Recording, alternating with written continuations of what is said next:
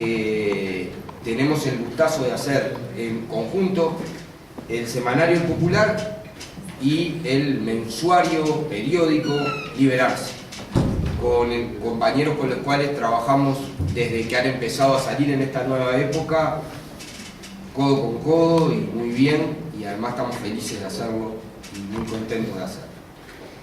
La idea de esta actividad era darle un remate a lo que ha sido un día combatido y mojado.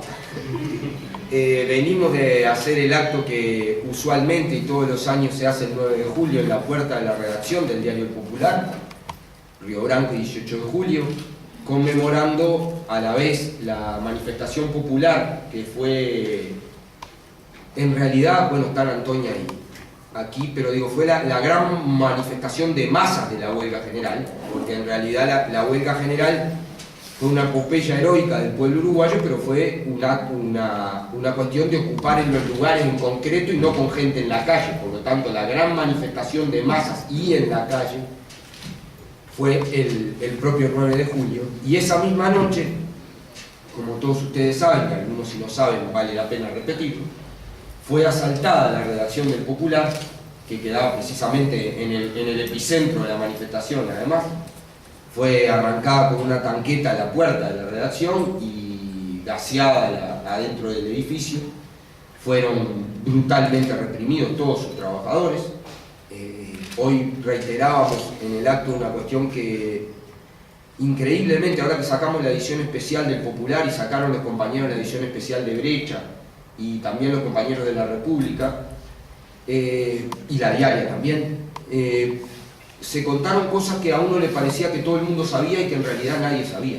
O sea, había muchos compañeros que no sabían que los 120 trabajadores del Popular fueron... ¿Me salgo de la pantalla? Fueron sacados de la redacción, puestos contra la vidriera de 18 de julio, desde 18 de julio y Río Branco hasta Andes y daba la vuelta, porque eran 120. Fueron retenidos así cerca de 3 horas. Y les hicieron un simulacro de fusilamiento colectivo en pleno 18 de julio, con todas las luces apagadas y con batallones del ejército atrás, que además daban la orden, ¿no? Preparen, apunten, y no decían fuego.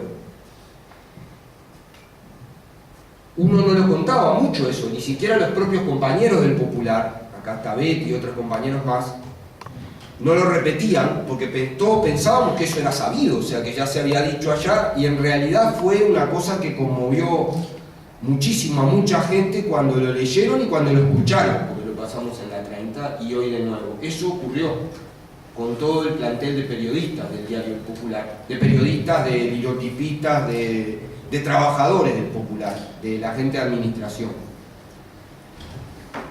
Nosotros decíamos, esta es una breve introducción, no se preocupe, le vamos a dar la palabra a los compañeros, pero nosotros decíamos que eso es un hecho que tiene que narrarse, que tiene que contarse, que tiene que saberse. Porque quizás sea uno de los ejemplos más dignos de la historia del periodismo nacional, de compromiso con la libertad y con la democracia de sus trabajadores. Bienvenido tú. Los compañeros fueron encarcelados en su mayoría, la mayoría en el cilindro que estaba habilitado como cárcel, otros en cárcel central, sobre todo las compañeras en cárcel central. Y lo llamativo de eso era que los compañeros, cuando los soltaban, antes de ir a la casa se iban para el diario a tratar de seguir sacando lo que podían del diario, o si no, a cumplir tareas de solidaridad con la huelga, de ir a los lugares, de ir a las facultades, de sacar fotos, de contar lo que hicieron. Obviamente nosotros somos una experiencia posterior, somos un semanario, pero realmente nos sentimos nosotros, y creo que todo aquel que sea periodista y que sea de izquierda, porque es mentira que no hay un periodismo de izquierda, sí lo hay. Hay un periodismo de izquierda y un periodismo de derecha. Es mentira eso, la neutralidad y la objetividad es un cuento chino que es el mejor recurso para no jugarse por nada nunca. Soy objetivo y soy neutral, entonces no me juego ni por el apellido de mi mamá. Los compañeros del Popular, del diario El Popular, son un ejemplo extraordinario del periodismo popular, del periodismo comprometido, pero además hacían un gran diario. Yo creo que vale la pena que eso también lo digamos, porque si no parece que era solo un diario de combativo, que lo era, de debate ideológico, que lo era, pero era un señor diario. O sea, fue el primer diario en Uruguay que tuvo un suplemento por día. Fue el primero. Ahora eso es normal. En la época en que salía El Popular no era normal. Y tenía un suplemento cada día de la semana. Hecho con enorme esfuerzo, pero con enorme calidad. En el suplemento de humor, por ejemplo, estaban para hablar, para chiviar, Néstor Silva, el creador de Patricia, que hacía maravilla, el Corto Buscaglia y Juseca, por ejemplo. Y muchos más, pero digo tres que son conocidos y que muestran la calidad de lo que estaban hablando. Había un suplemento de mujer, había un suplemento deportivo, había un suplemento de los trabajadores. De niños. De niños, el Churrinche. Un suplemento para los niños también. O sea, era un medio de comunicación de masas hecho con instrumentos periodísticos y hacía muy buen periodismo. O sea, la página deportiva del Popular era una página de referencia, no solo era el debate ideológico, que sí lo era. ¿Por qué digo estas cosas? De la epopeya heroica se ha hablado, se seguirá hablando, si ustedes preguntan seguiremos contestando. Esa lucha de los compañeros ha sido una maravilla, realmente. Se continuó en carta después, yo lo decía hoy, el Popular tiene una compañera muerta en prisión, Normita Cedrés, y un compañero aún desaparecido, Juan Manuel Brieva. Y Juan Manuel, después de la clausura definitiva del Popular, como era imprentero, instaló en el fondo de su casa, que quedaba en el barrio Chimenea, para ubicarlos cerca del Paso de la Arena. Para ser más preciso, a 2 cuadras de la cancha de fútbol del Club Schiaffino. Un lugar que ahora tiene mucho más acceso, mucho más ómnibus. En aquel momento era un lugar más de casas quintas, de otros lugares, y tenía una imprenta clandestina donde se imprimía carta, que era la continuidad del Popular clandestino. Esa es la verdad, difundiendo las cosas. Por eso fue que fue detenido y desaparecido Juan Manuel. Cuando hoy se habla de ídolos y referentes del periodismo, yo me quedé azorado el otro día cuando le preguntaron en un programa de televisión cuáles eran los referentes a un muchacho que se estaba por recibir de la ORT, cuáles eran los referentes que tenía en el periodismo, que había hecho una tesis muy interesante. Y cuando dijo Danilo Arbilla y Never Araujo, a mí me entró un fuego por dentro, ¿no? Pero de verdad, ¿no? Pero claro, también es responsabilidad de que a ese muchacho seguramente no sepa de qué está hablando cuando está hablando de Danilo Arbilla, ¿no? No tiene ni la menor idea. Y lo más terrible es que lo dice en un país que tuvo a Brieva, que tiene a Nico Schwarz, que tiene a Aurelio, que tiene a Camilo Bull, que tiene a Julio Castro.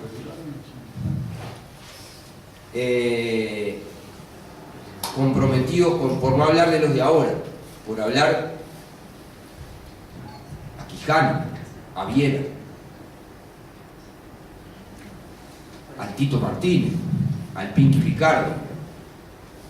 Podemos hablar de tanta gente que han hecho no solo escuela de compromiso, sino que eran excepcionales periodistas,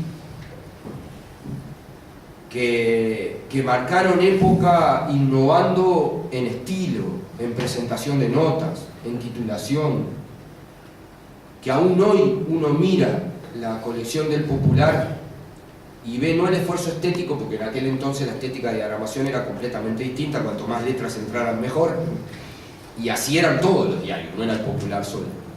Pero el Popular le dio y reivindicó un papel a la ilustración, a la fotografía, a la diagramación, que no eran comunes en la prensa uruguaya y en la prensa latinoamericana. Es decir, ¿por qué digo todo esto? Digo porque estamos hablando de un medio que es un ejemplo de periodismo, no solo de combatividad.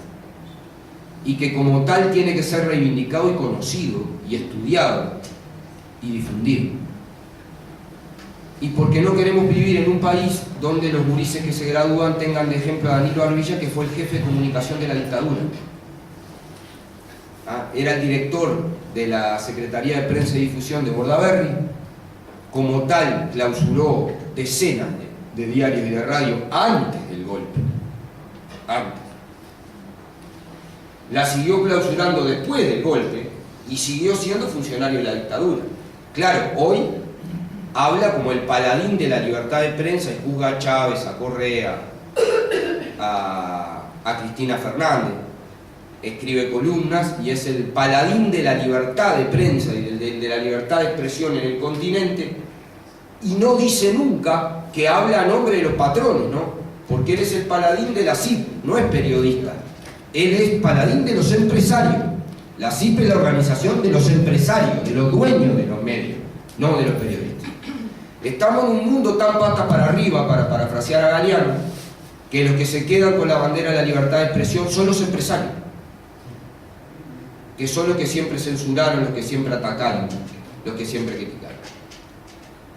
Entonces vale la pena defender y levantar la memoria y la historia del popular.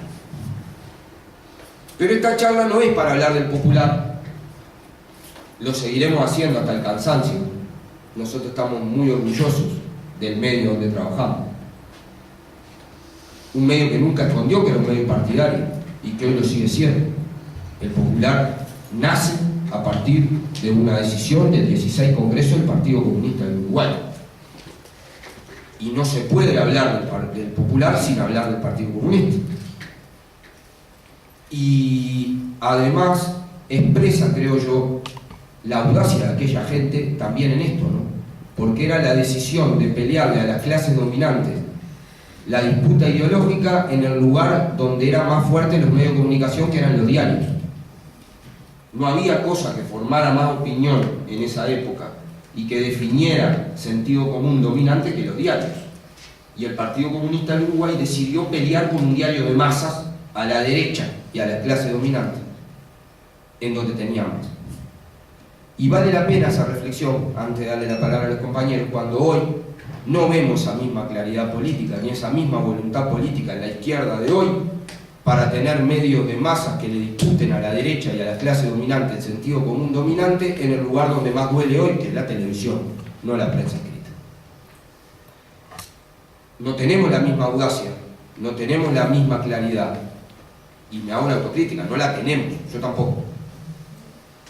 Y no hemos logrado realizarlo en ese territorio como sí se hizo en 1955 como parte de una estrategia que era unir la clase obrera, unir la izquierda, unir el pueblo, disputarle el poder a la clase dominante, pero para eso tener medios de masas que ayudaran a eso, tener medios propios. Y el popular nació, creció, se fortaleció y llegó a ser lo que era un diario de masas de izquierda a partir de esa decisión política y sostenida por esa voluntad y esa decisión política. Lo digo para los boludos que dicen que la prensa partidaria está condenada a ser un fracaso y que no se puede hacer periodismo partidario. Es mentira.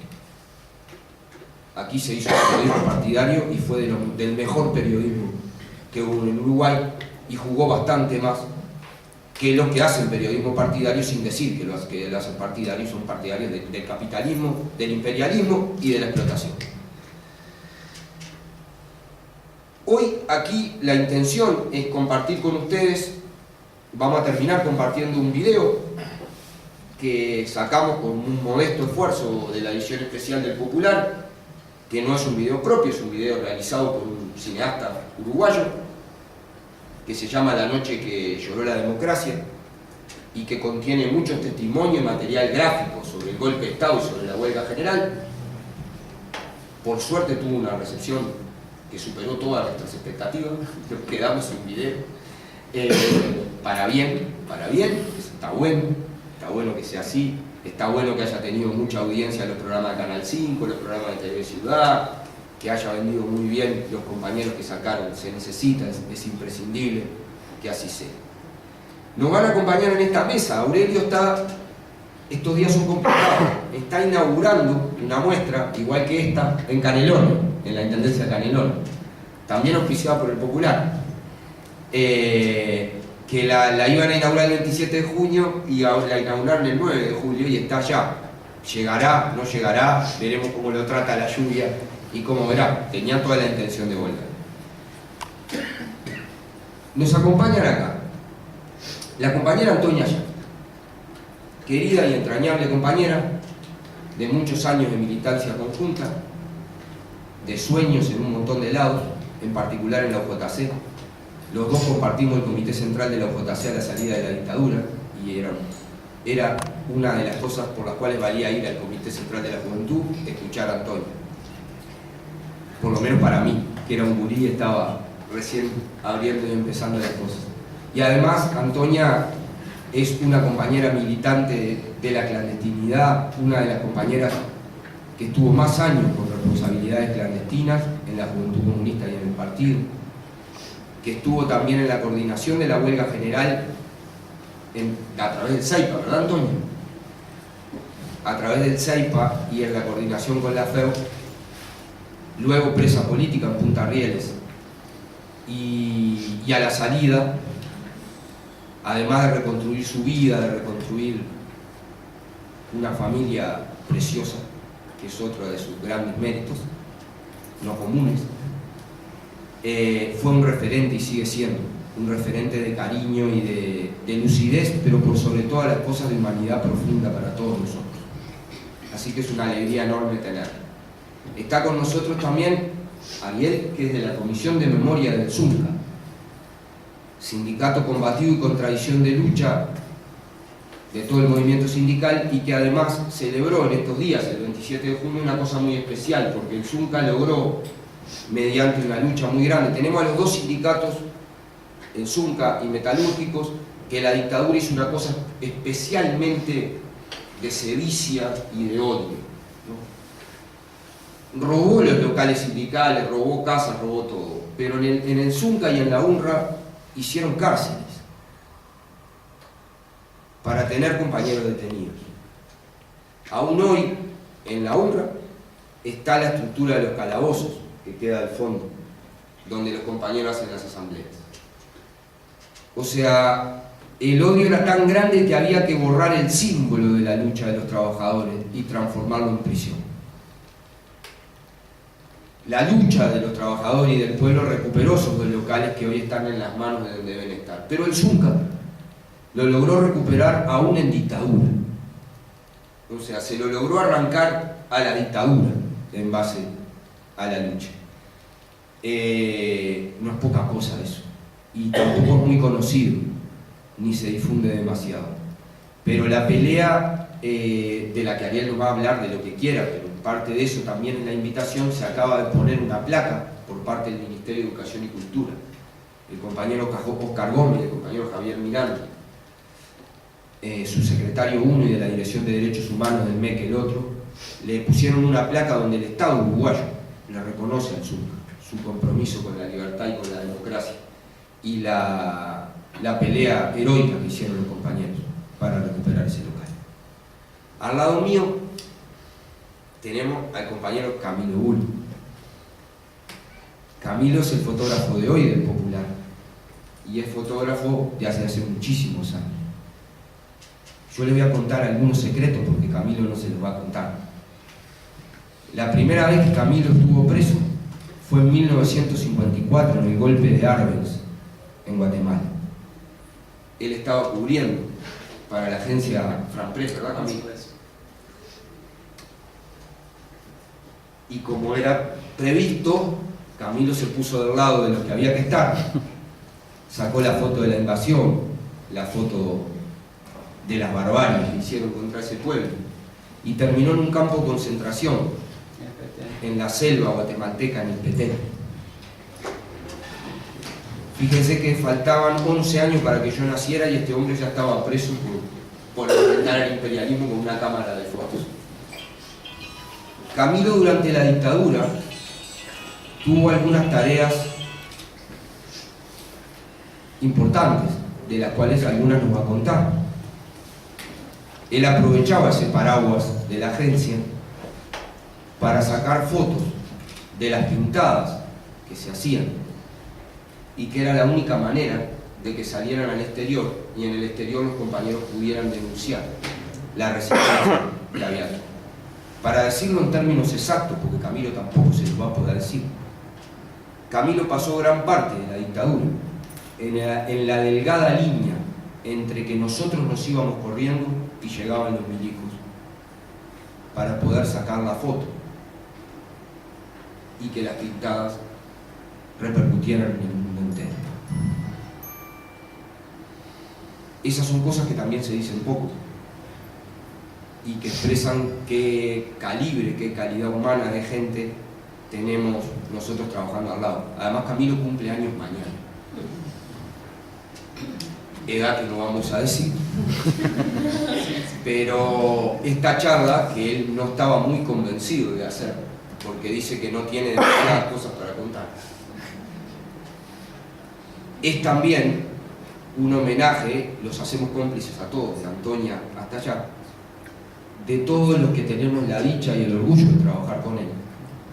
Y es también una forma de decirle públicamente todo lo que lo queremos, lo respetamos y todo lo que aprendemos de él cada día. Por eso para nosotros es una alegría que hoy deje la cámara, nos hable y nosotros le vamos a sacar fotos a él.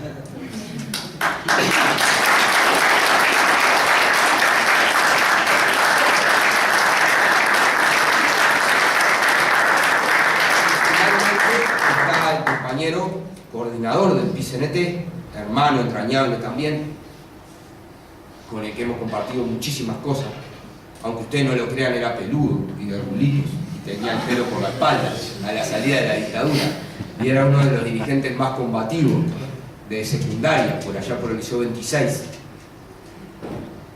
y era de los que iba a negociar para que nos sacaran el acta 7 y que nosotros pudiéramos volver a estudiar, y enfrentaba siendo un gurí los gases con que nos recibía el primer gobierno colorado, luego de la caída de la dictadura. De esa época viene nuestra militancia con Marcelo.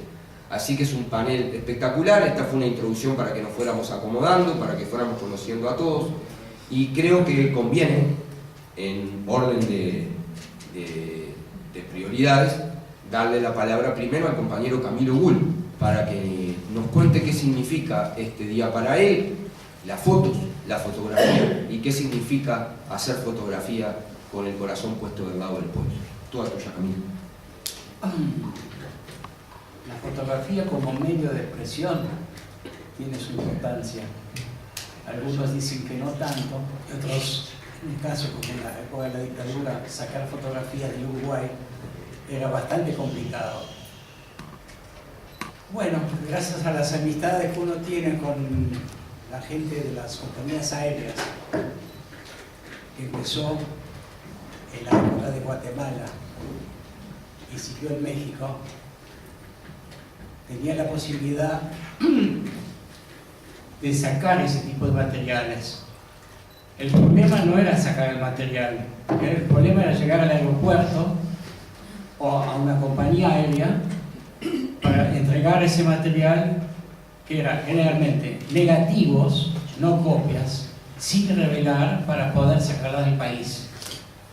Es muy difícil que en esa época se podían revelar algo, porque si te atrapaban con el material en las manos, obviamente terminabas un campo de concentración en Uruguay. Tuve la suerte, la enorme suerte, de que nunca me atraparon. Nunca pudieron llegar a saber quién sacaba esas fotos y quién las sacaba del país. La primera experiencia de ese tipo lo tuve en Colombia, en un golpe de Estado, trabajando para France Press, donde en esa época hacía más cine para noticieros que fotografías. También había que sacar el material. Gracias a los compañeros de KLM, de los cuales yo tenía mucho conocimiento, pudimos sacar casi todo el material hacia los centros de difusión de lo que pasaba en Colombia, ya que el gobierno sostenía de que no había ninguna persecución y oposición a los medios estudiantiles ni los medios obreros. Yo conseguí sacar durante 2 meses todo el material sin ser atrapado. La historia se repitió en Uruguay en los años 70.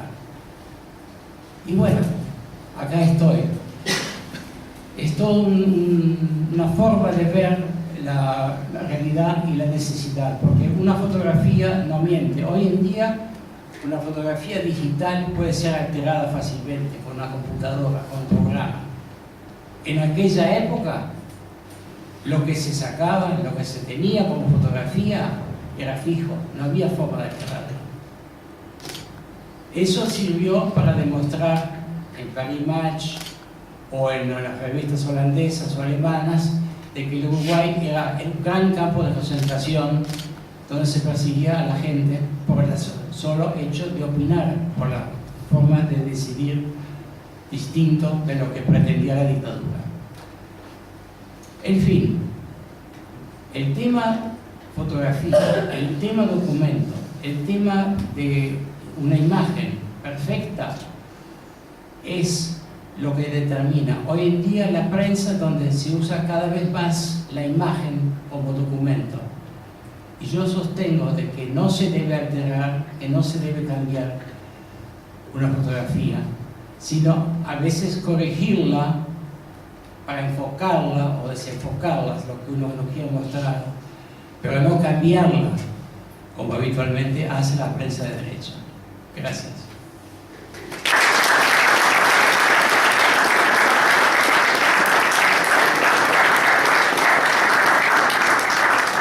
Camilo, que tenías algunas cositas para contar.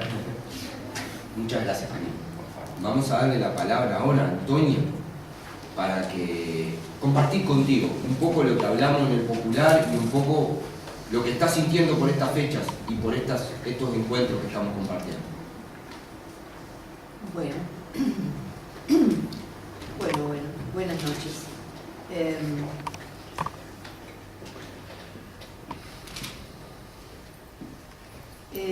Es muy significativo estar acá. En principio debo decir que tengo que agradecerles a los compañeros que han tenido la idea.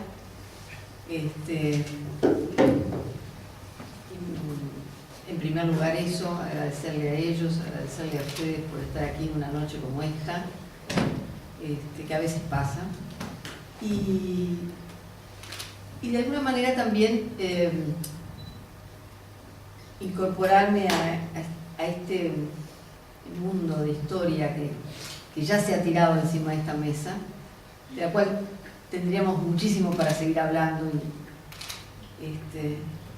y además escuchando a estos compañeros que algunos de ellos encierran verdaderamente un mundo de historias en sí mismos.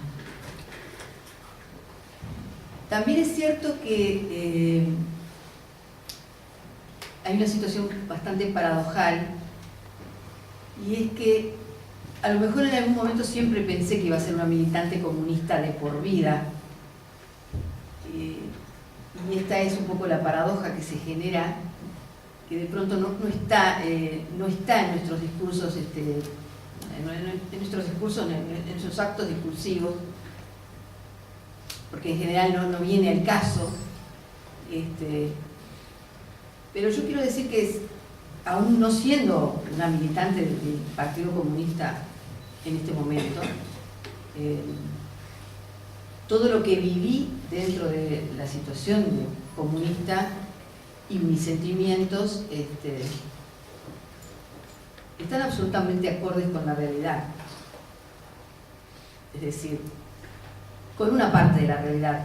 Indudablemente manejamos una parte de la realidad, ¿no?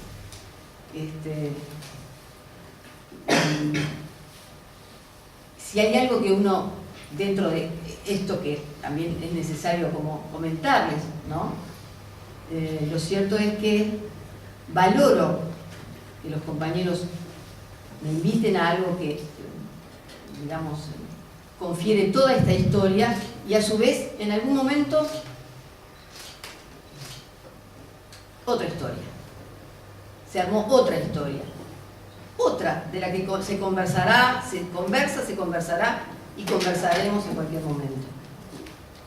Indudablemente de toda aquella época que nos trae a hoy y que me siento tan confortada de compartir con ustedes, están como las líneas fundamentales de las cosas que vivimos hoy.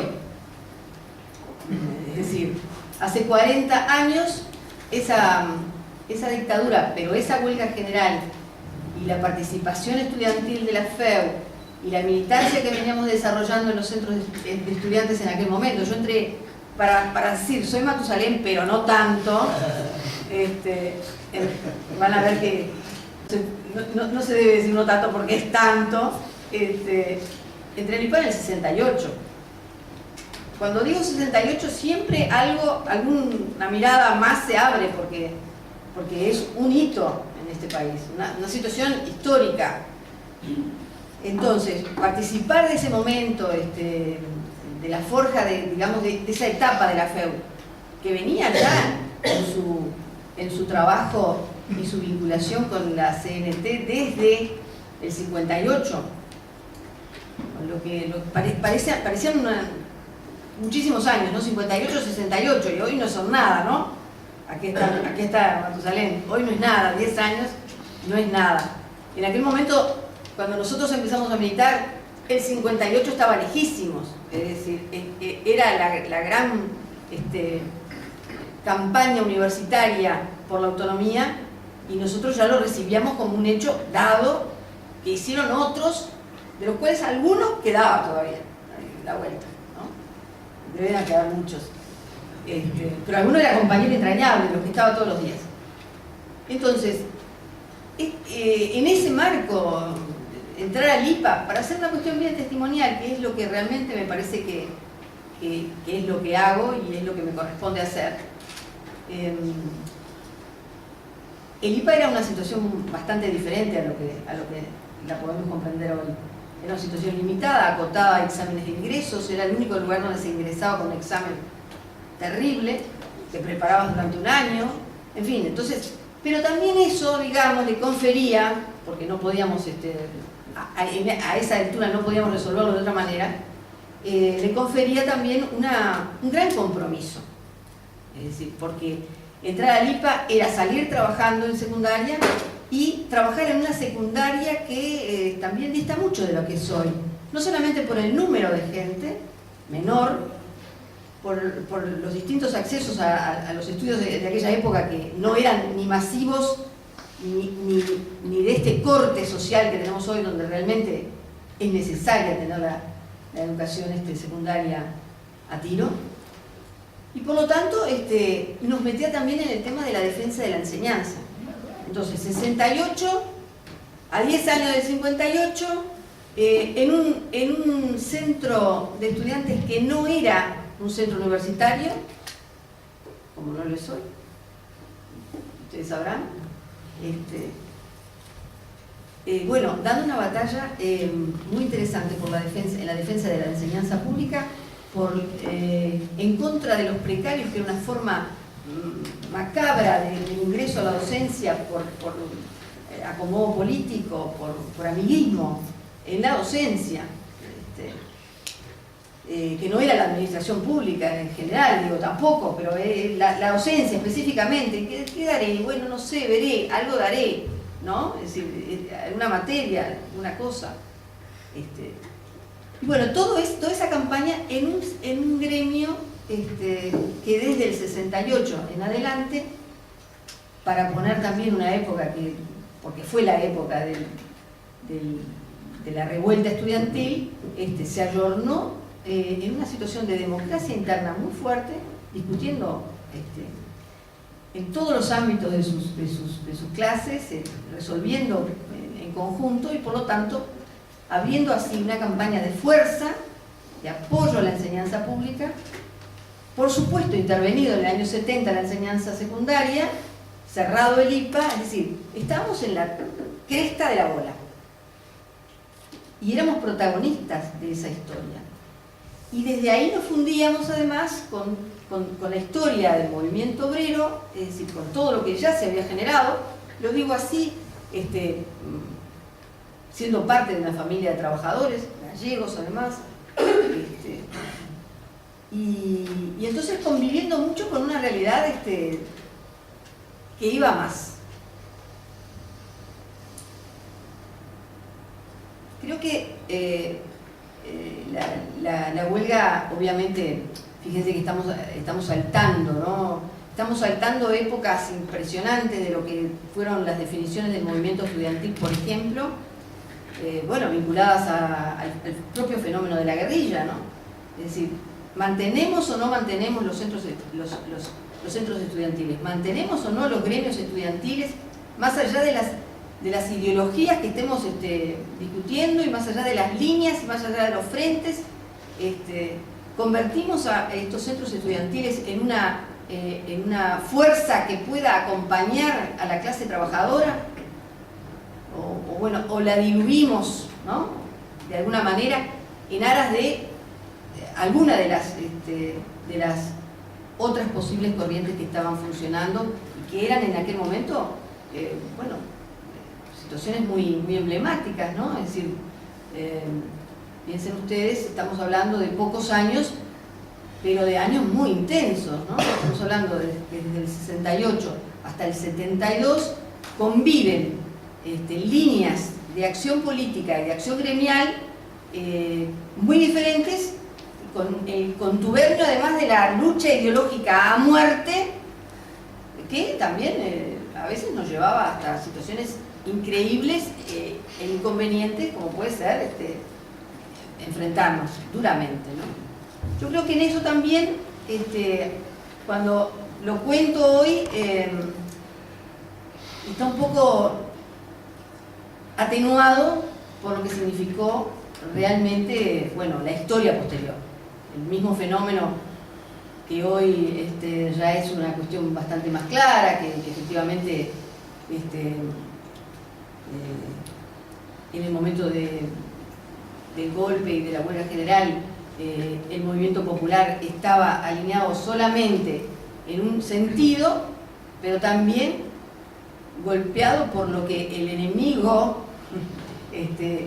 había manejado con respecto a lo que hoy podemos llamar como teoría de los dos demonios, es decir, el peso que se le otorga teóricamente a la responsabilidad de la guerrilla en el propio golpe de Estado.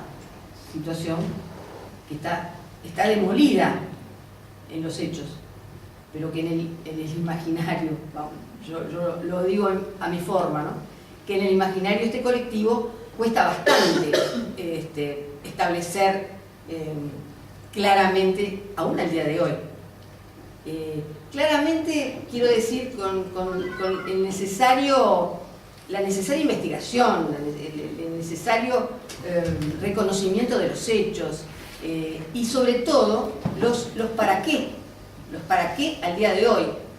Es decir, ¿qué batallas estamos dando hoy que nos enfrenten a algo que podamos decir, y qué no estamos viendo hoy de lo que deberíamos hacer y no estamos haciendo?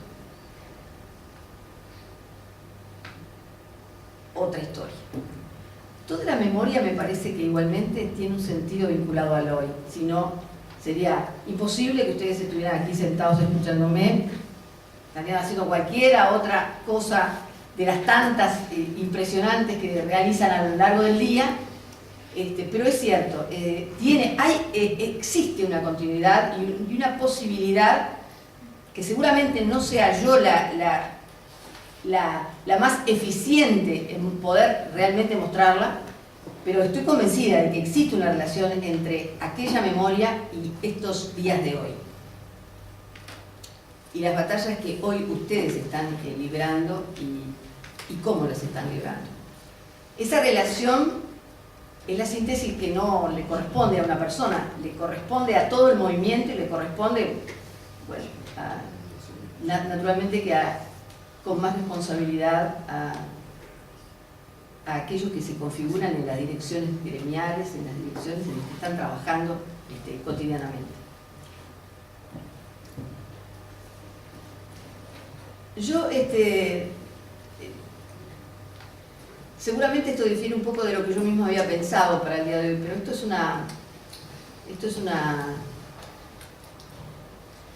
un intercambio que se abre y que va a quedar planteado. Desde lo que yo tengo para decir, viví la huelga general como un momento fundamental para mí y para lo que me estaba rodeando. Eso no me cabe la menor duda, lo sigo pensando hoy y creo que la justeza de todo lo que allí pasó estuvo dada por todo lo que después pudimos seguir enfrentando. Esto es historia, ¿no? Digamos. Me tocó, nos tocó, es una época, es una circunstancia. Yo terminé en el 68, estaba en condiciones de edad y de conocimientos para entrar al IPA, es decir, eso es una cuestión circunstancial también. Simplemente así se dan las cosas. Y ese periodo fue vivido realmente con las posibilidades de ver crecer una respuesta popular que no me daba cuenta yo seguramente en aquel momento lo que estaba significando. A pesar de que lo vivía a mí, de que no había descanso, de que estábamos como ya las narraciones lo está diciendo, porque por suerte, esto lo decía Álvaro otra vez, hay muchas cosas escritas, hay que leerlas. También es cierto eso, ¿no? Si no estamos en una situación en la cual, no hemos escrito nada, que qué horrible, no hay esto, no, hay mucha cosa que ya está puesta en el papel y está, lo digo empezando por mí, está a nuestra mano para poder hacer de ese material una recreación posible que además nos ajuste, nos lleve a los días de hoy. Quiero decir que es así de heroico, simplemente, ¿no? Es así de heroico como ustedes lo hayan oído. Fue así de heroico. Fue así de emocional y de sentimental, porque el día de mañana, es decir, después de este encuentro en la plaza hoy, que nadie de los que estuvo ahí debe haber obviado el recuerdo, estábamos ya haciendo como una especie de inflexión, porque lo que se había planteado ese movimiento popular para poder de pronto quebrar, restablecer o reordenar las cuestiones que pasaban en este país, se estaban viendo como en una forma bastante inacabada. Y el mismo acontecimiento de las 5 de la tarde de un día como hoy, nos dio una magnitud y una fuerza que naturalmente nos sirvió también para toda la etapa de lo que significaba reorganizar la lucha levantando la huelga, porque no es solamente ser heroico, ¿no?, cuando todo va viento en popa, sino hacer el registro necesario y dar la conexión necesaria con los acontecimientos como para restablecer los niveles de lucha en el terreno que fuera necesario en el momento propio del levantamiento de la huelga. Y yo creo que nunca hablé de esto, pero obviamente que tenía contactos con mi padre, que trabajaba en el transporte, que hacía la huelga, obviamente, hasta el final. Pero también es cierto que de pronto de ahí, ¿no?, de esa consecuencia que los trabajadores, yo registraba que tenían,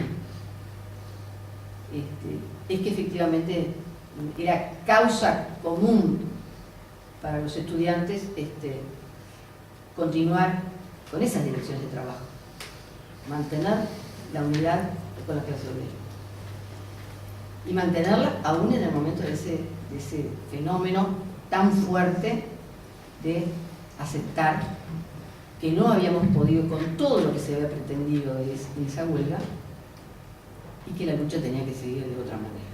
Y eso fue una batalla tremenda, porque era una batalla ideológica con otros grupos a muerte. Y yo me acuerdo del salón de Derecho en el que estábamos, el IPA estaba en el local central, el CEIPA. Me acuerdo de lo terrible que fue esa asamblea y desde dónde sacamos fuerza para levantar ese momento y levantarnos en ese momento. Y después un compañero, un divino, que todavía anda por ahí, salió y dijo, me hiciste acordar la Pasionaria. Yo me quería morir, porque la Pasionaria era una leyenda para mí. Y yo en ese momento era menos gallega que hoy, porque uno se va haciendo, yo soy gallega, pero era estaba tan involucrada con el Uruguay, que no era el momento para ser gallego para mí, ¿no? Es decir, realmente era así, era menos gallega que hoy. Pero me pareció tan impresionante ese comentario, que ahora en este recuerdo se ve que volvió a la cabeza. Solamente, no son casuales estas cosas, ¿no? Después uno pasa la vida, vive todo lo que tiene que vivir, saca la fuerza de la flaqueza, recoge absolutamente lo que ha sido esa vida de lucha tan interesante, que yo sigo viviendo de la misma manera, para decirles la verdad, que yo sigo viviendo con la misma vehemencia, independientemente de las cuestiones circunstanciales, que realmente uno dice, sí, nació herida de muerte, ¿no? La dictadura nació herida de muerte. Después hubo momentos en los que nos reíamos de esta frase, en distintas situaciones, en la clandestinidad, en corridos por la vida, daba para reírse un poquito, daba para hacer ese humor negro, ¿no? Para estar herida de muerte jodía bastante. Para estar herida de muerte venía complicándonos la vida de una manera bastante atroz.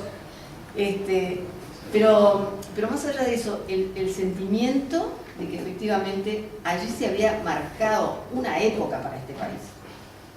Y ya les digo, mire que había mucho optimismo, etcétera, etcétera, pero realmente solo los años permiten aquilatar lo que verdaderamente se vivió en aquel momento. Y lo que dejó, porque me parece que también está bueno que nosotros hagamos. Nosotros somos gente de sentimientos, somos seguramente los libros, la ideología, seguramente todo esto nos atrape y haya sido nuestro mago encantador, pero lo cierto es que somos apasionados, vivimos a mil, todos nos llama la atención y todo lo queremos resolver. Y en esa medida, tal vez los años es lo que le confirió a esa etapa de la lucha ese valor, que es lo que queremos transmitir.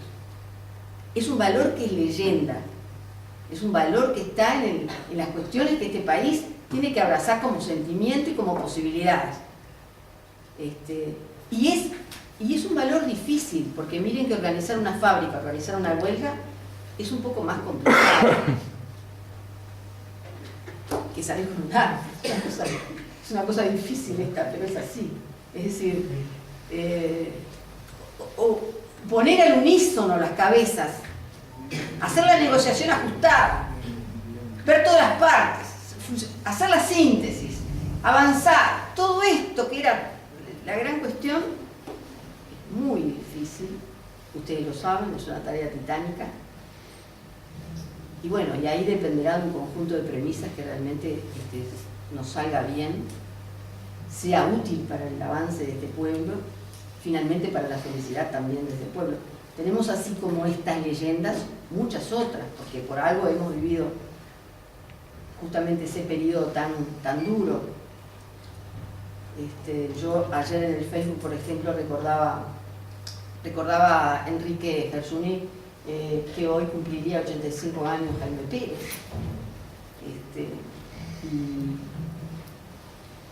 Y claro, estamos todos en este gran horno que significa trabajar nuestro pasado. Son las figuras también, bueno, como Enrique, como Rodney. Es decir, pero bueno, cada uno tenía además su preferencia, ¿no? yo prefería que a un activo de la juventud viniera Enrique. No sé por qué, porque sí, porque a Rodney lo lees, lo escuchás allá, lo escuchás en el Parlamento, lo escuchás, te sacás el sombrero, lo escuchás. Pero Enrique me movilizaba hasta los talones. Es decir, es difícil transmitirlo. Lo digo solamente para que quede dicho. Ni siquiera para que me comprendan plenamente. Probablemente no fuera la única. Creo que realmente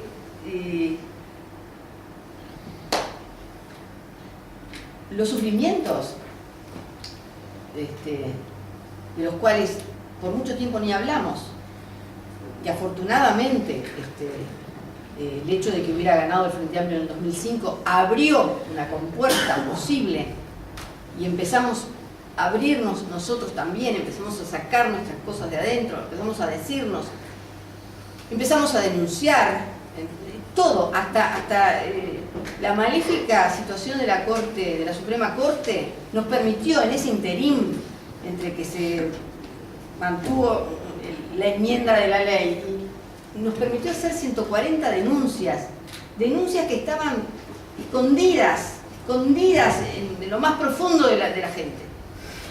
Y que otra vez volvimos a tener que juntarnos, y costó, porque pasó mucho tiempo, porque la impunidad no es una cosa banal, porque lo que pasó acá no es una cosa, es decir, es más allá del entusiasmo y de la pasión que nosotros le pongamos. Fue una situación tremenda que vivió un conjunto grande del pueblo, y que a los comunistas les tocó una parte de las más duras. De todo eso hay que sacar conclusiones, las mejores conclusiones. Y todo eso va a ser un gran aporte. Está haciendo, y habrá que profundizarlo, obviamente, ese gran aporte del que hablamos.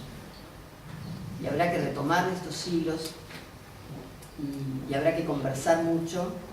Y por suerte, hemos derrotado también momentos de poca comunicación. Incluso, volviendo al comienzo, de poca comunicación entre todas las posibles, entre todos los sectores de este Frente Amplio, que es la gran herramienta con la que quedamos y es la gran herramienta que se elaboró en el medio entre el 68 y el 73. Y entonces yo entré a la cárcel con el canto de la radio La 30, con el chiqui chiqui chiqui de la 30, con el informe del partido de 80-81, con la victoria del plebiscito. Es decir, sí, esto no le va a la saga del sufrimiento, pero tiene un sentido, y esto es lo que corresponde, porque el sufrimiento no es nuestra cuota. El sufrimiento lo impuso justamente ese terrorismo de Estado que nos enfrentaba, y nosotros devolvíamos, digamos, con estos elementos que son abuelo de pájaro, tantas cosas que nos hacían compartir en la cárcel incluso, y generar en la propia cárcel de mujeres Frente Amplio. Me quedo acá porque si no converso toda la noche.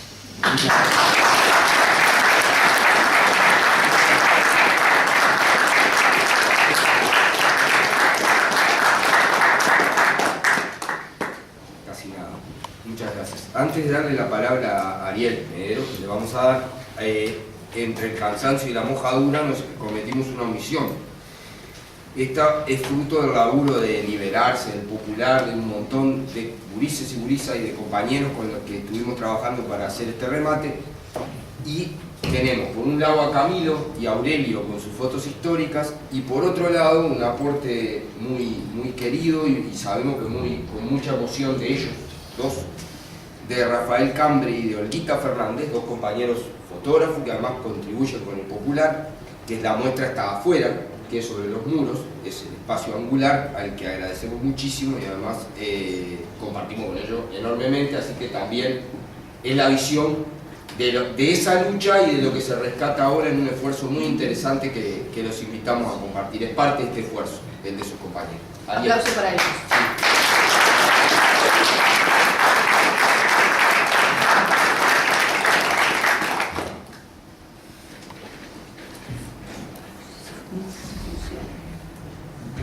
Buenas noches, compañeras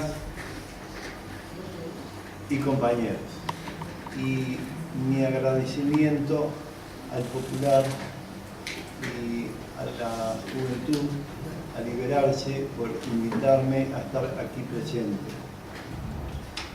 Yo en realidad al mirar tantas caras jóvenes acá me pararía y les daría un abrazo a cada uno de ustedes. Porque también cuando fui joven, ¿sabe lo que hacía todos los viernes? Me paraba a las 5:30 de la mañana, me tocaba Sadil, a veces Itesa, a veces Ildu, a veces Inlasa, a veces Galmisa, a veces CIR, porque está acá el compañero metalúrgico, a veces General Electric, que teníamos muchos problemas, a veces una fábrica también de la metalúrgica, no me acuerdo el nombre, allá en Camino Maldonado, frente a la General Electric, Colza, ahí laburaba mi vieja. Y vendíamos el Popular. ¿Por qué?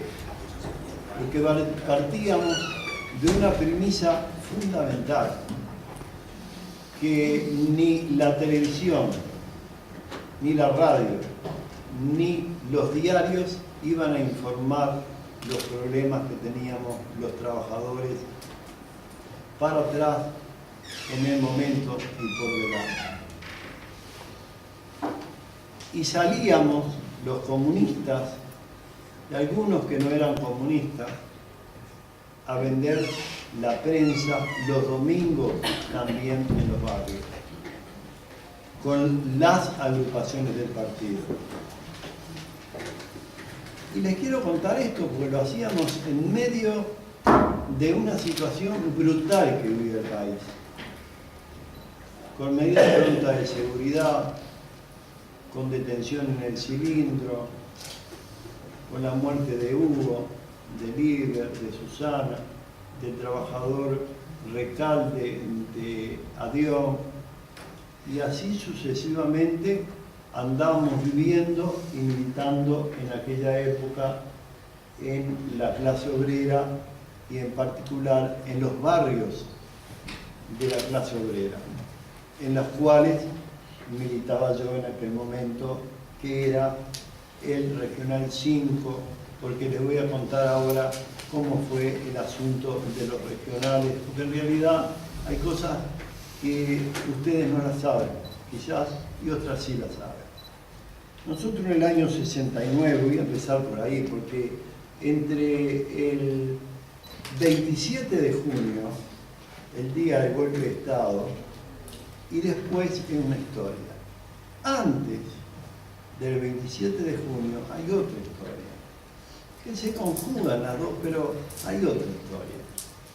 A nosotros nos llevan presos en el 69 al cuartel de San Ramón, no sé si se acuerda, de día, el compañero Nito Barrio, secretario de la Madera, el compañero Mario Acosta, secretario del Sindicato de la Construcción, a Rosario, secretario del UNRWA, al compañero secretario de Adiós, Platero, y así le podía seguir nombrando a toda la plana mayor.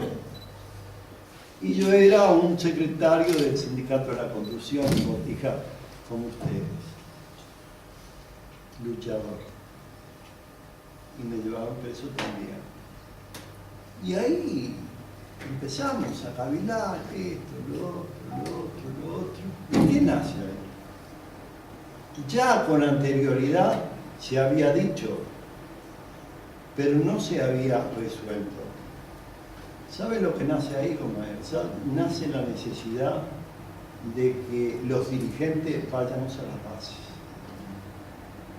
Entonces, el compañero Mario Acosta, y ahora no está presente, como iba a venir el compañero de la Comisión de la Memoria también, Caballero, Carlos, va al este a trabajar. El compañero que les habla del Zunca también va al Regional 5, digámosle, en aquel momento era el Seccional 11, era textil, metalúrgico, curtiembre, eran amarillos, se ha dicho en paso. Después se transformaron en partícipe de la mesa zonal, a los cuales con ellos trabajamos, hasta que al final comprendieron la necesidad de la unión de todos los trabajadores para resolver los problemas de los trabajadores. ¿Y qué discusiones que teníamos, compañeros? Porque se daban cada paradoja y adentro terrible en el gremio de curtidores. Y bueno, y producto de esa detención del año 69 es que nacen las mesas zonales de la CNT. Otro compañero del Zunca va allá a la 20, compañero para el Cerro, a las huelgas metalúrgicas, a las huelgas de los trabajadores de la carne, otros compañeros en el centro con los trabajadores de Fuesi. Es decir, nos aprontábamos para épocas mucho más complejas y mucho más difíciles que nos iban a tocar vivir. Y lo comprendimos ahí, cuando una noche estábamos más tranquilos en casa, durmiendo. Yo no estaba durmiendo, estaba leyendo, mi familia toda durmiendo y estudiando porque tenía que hacer unas cosas. Y bueno, me iban a buscar de la 16, me vino a buscar Toranza, un vecino amigo, decía, mirá, disculpame, pero te tengo que ayudarte. Mandaron a buscar de jefatura, no sé cuál es el problema. Bueno, a la 16 de jefatura, y de jefatura me encuentro con toda la gama mayor del movimiento obrero allí, y de ahí, de a poco, al cuartel de San Ramón. Y el primo de Elía era el coronel del cuartel. Para que vean que el Uruguay es tan chiquito que nos conocemos todos. Increíblemente era el primo de Elía, era el que gobernaba ese cuartel de San Ramón. Es como cosa de no creerse. Y bueno, ahí a partir del año, volviendo un poquito para atrás, y discúlpenme, porque en realidad son recuerdos que les quiero contar. Y mi historia y la historia de los otros compañeros, que ahora los voy a ir nombrando lentamente a medida que van viniendo a nuestra cabeza, porque es casi como dijo la compañera Antonia. Vienen los recuerdos y uno lo va trasladando. Entonces, volviendo para atrás, el movimiento obrero se fortaleció. Nosotros logramos de una centralita que teníamos en el año 62 pasar a otra, después pasar a la CNT, y ahí el imperio abre los ojos. La oligarquía nacional abre los ojos. La bancaria, Peirano Facio, a la cabeza, Bordaberry, Ganadero, y así sucesivamente podríamos seguir nombrando.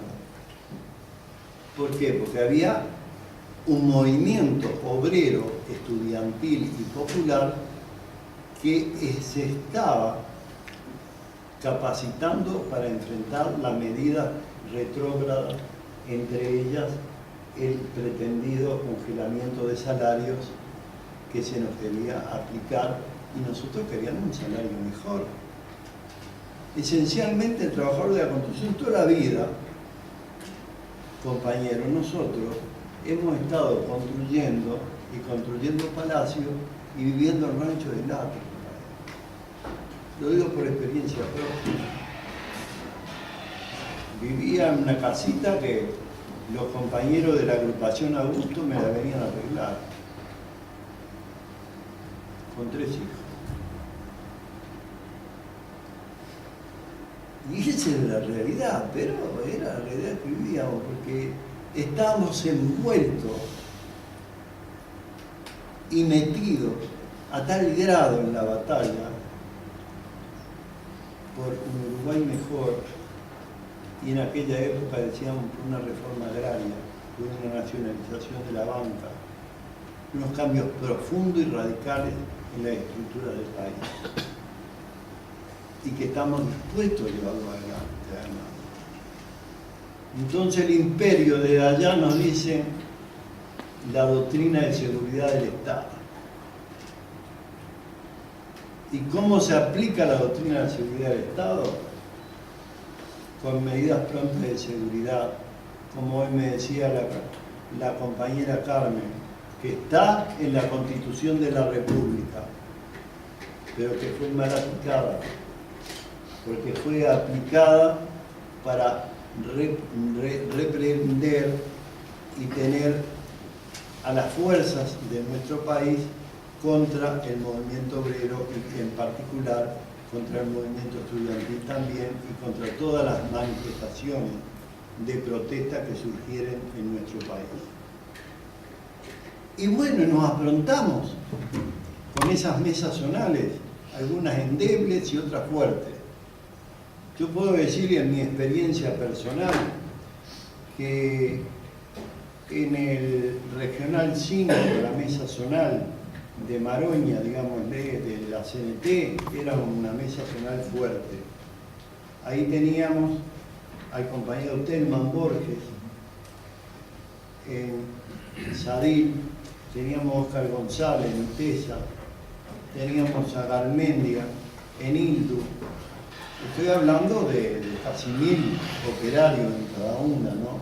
Teníamos al compañero Juan en Enlaza, tenías un amigazo mío en MEPI, al Brujo, que le decía yo, en MEPI, la fábrica de pistones, ¿sí? Si te acordás.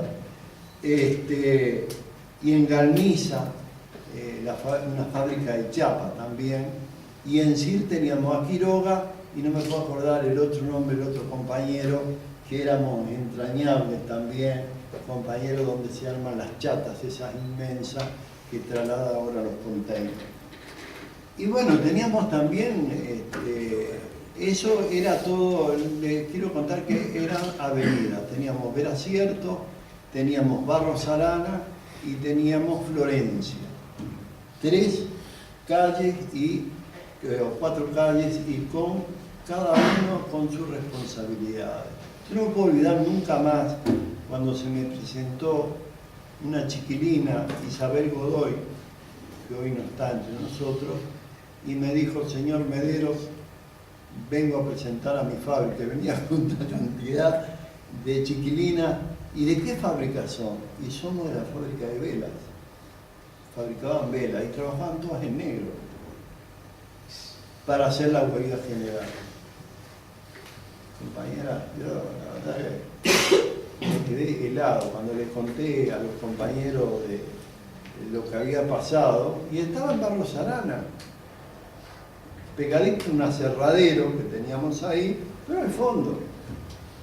Y trabajaban 12 personas haciendo velas. Eran niños, 15, 16, 18 años. Bueno, se presentaron a hacer la huelga. Y la hicieron. Y salían con las que salían y designaban y cumplían fielmente los muros que se le daban a pintar a la hora que ellos vinieran y al momento que ellos quisieran y en la oportunidad que fuera posible pintarlo.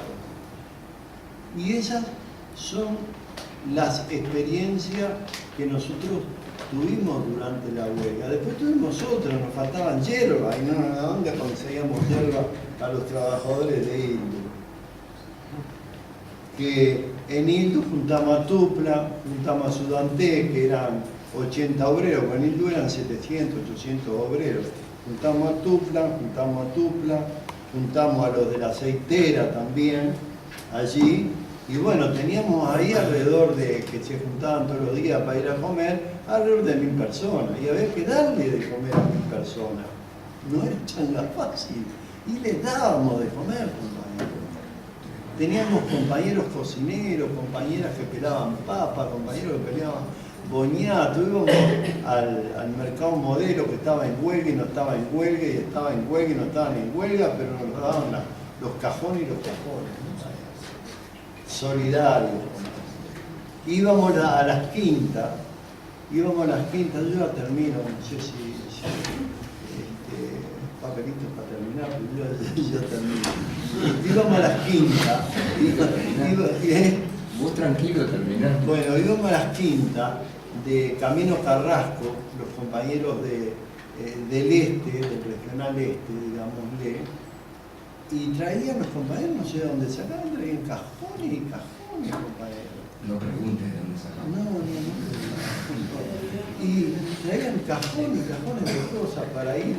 Teníamos otro centro en Inlaza, porque les quiero contar que el sindicato de metalúrgico tenía un localcito en José Belloni o Cuchilla Grande, no sé cómo se llama ahí en aquella época, creo que era Cuchilla Grande, y Osvaldo Cruz tenía un cantón, no sé si lo tienen todavía. No lo tienen más. Bueno, tenían un cantón. Estamos en Veracierto y a 1 cuadra y media de 8 de octubre. Ah, mejor, más lindo. Entonces ahí tenía un cantón donde se reunían todos los metalúrgicos. No eran pocos, eran aproximadamente, por nuestra cuenta, eran aproximadamente unos 4 o 5 mil trabajadores metalúrgicos en la zona nuestra. Y no era poca cosa. Y todos estaban en huelga contra el gobierno. Íbamos y hacíamos asamblea, conversamos con los trabajadores y le explicábamos que esta consecuencia de este golpe de Estado ya había tenido sus consecuencias cerrando el Parlamento, cerrando la CNT,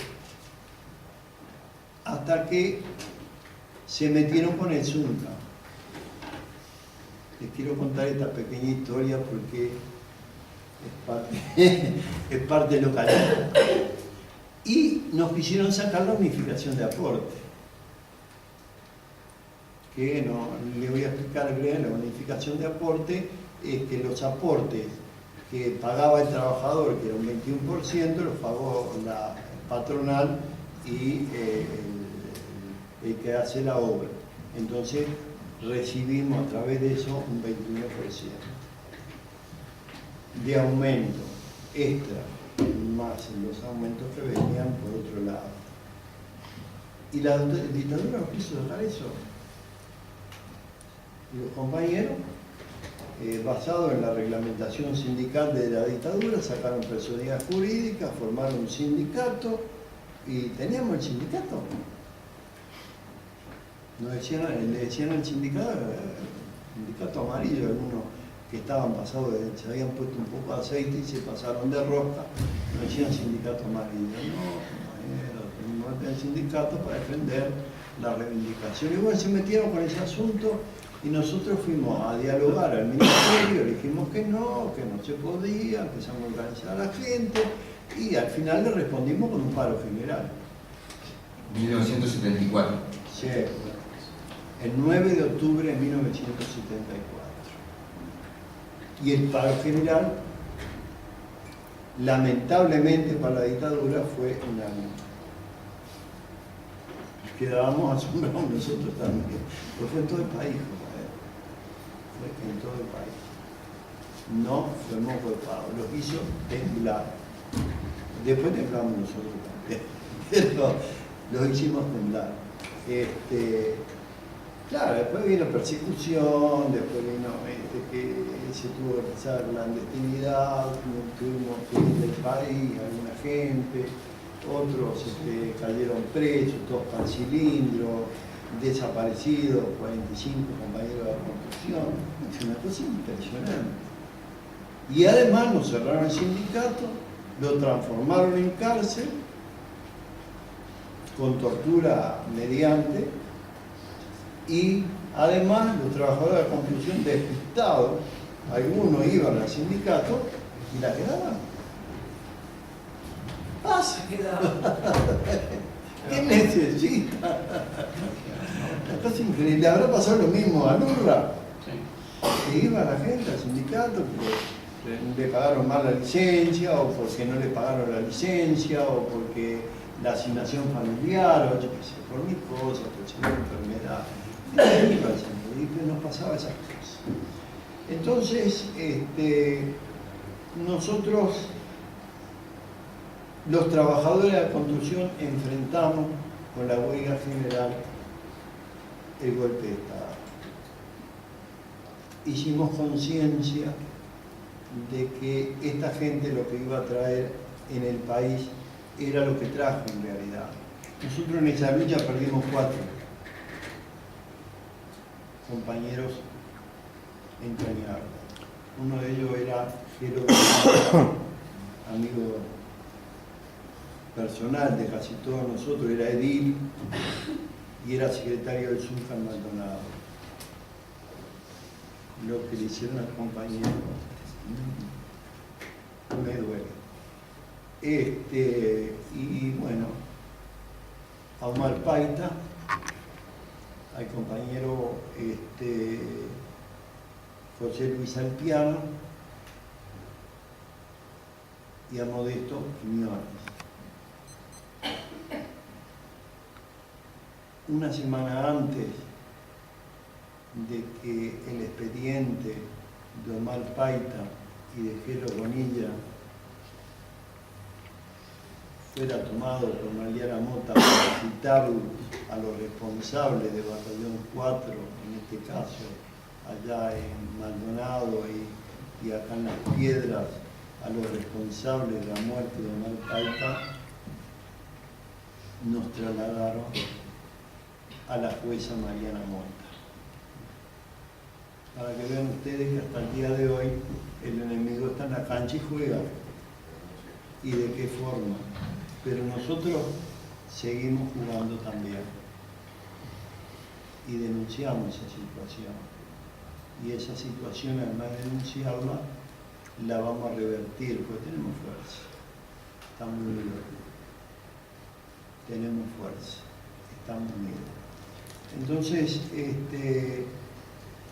además de eso, nos costó aproximadamente unos 140 trabajadores presos en las cárceles de Punta Carreta y de Libertad.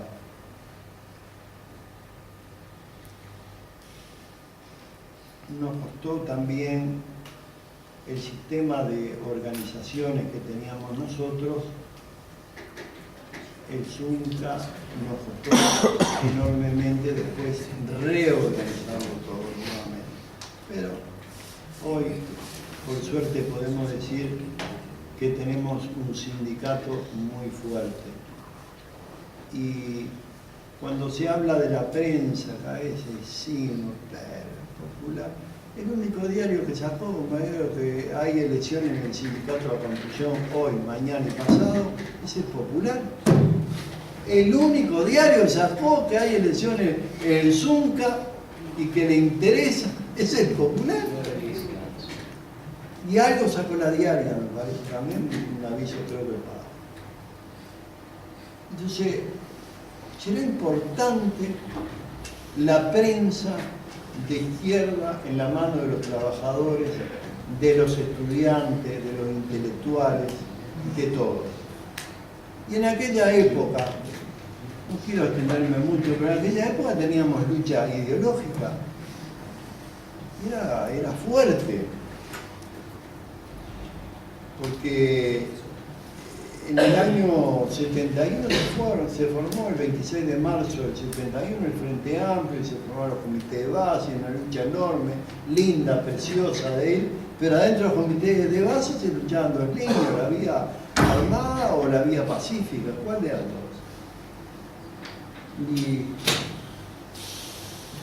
Y nosotros luchábamos por la vía pacífica, que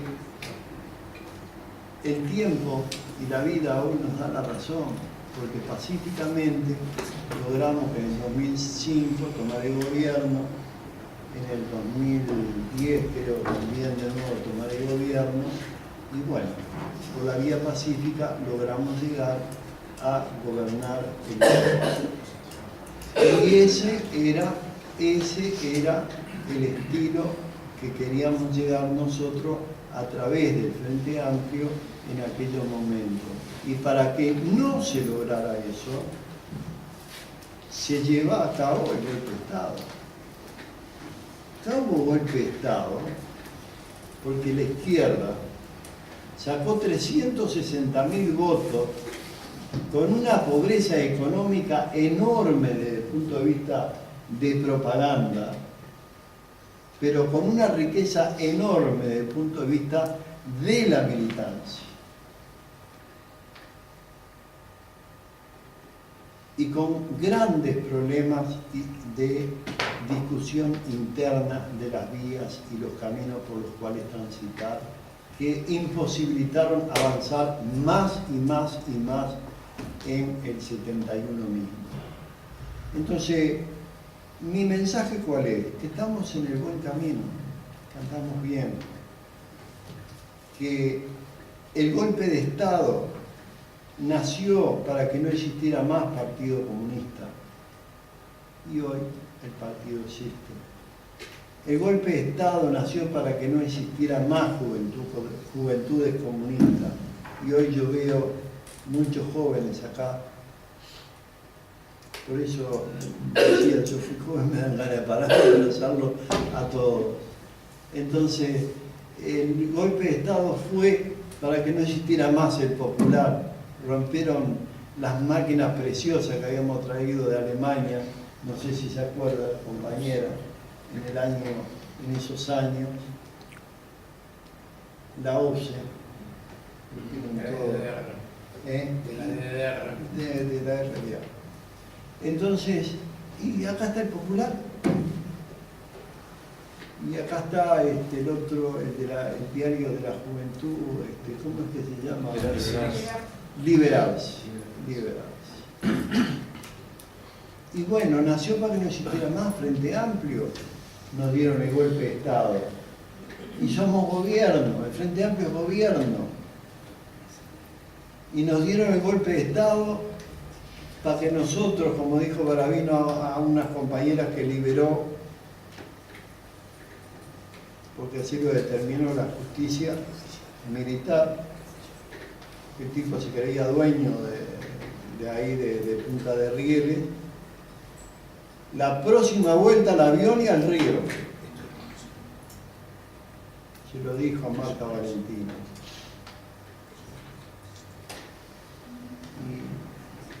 Y la compañera salió militar. Entonces, no lograron el objetivo, ni el imperio, ni la oligarquía nacional, ni los banqueros, ni aquellas personas que pensaron que a través del golpe de Estado iban a resolver para siempre el problema del progreso de los trabajadores, de los estudiantes, de los asalariados de nuestro país. No lo lograron. Por el contrario, nos afirmamos más en la silla y en la bicicleta y le dimos más pedal y subimos todos los repechos que teníamos que subir y logramos subirlo. Todos juntos logramos subirlo. Y termino con esta reflexión de que es necesario, más que nunca, estar unidos. Porque lo que dijo el presidente a la Suprema Corte de Justicia a mí me hizo abrir mucho los ojos.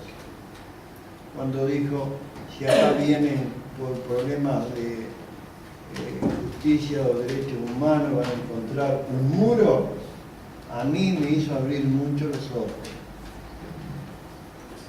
Hay enemigos a los cuales todavía hay que derrotar.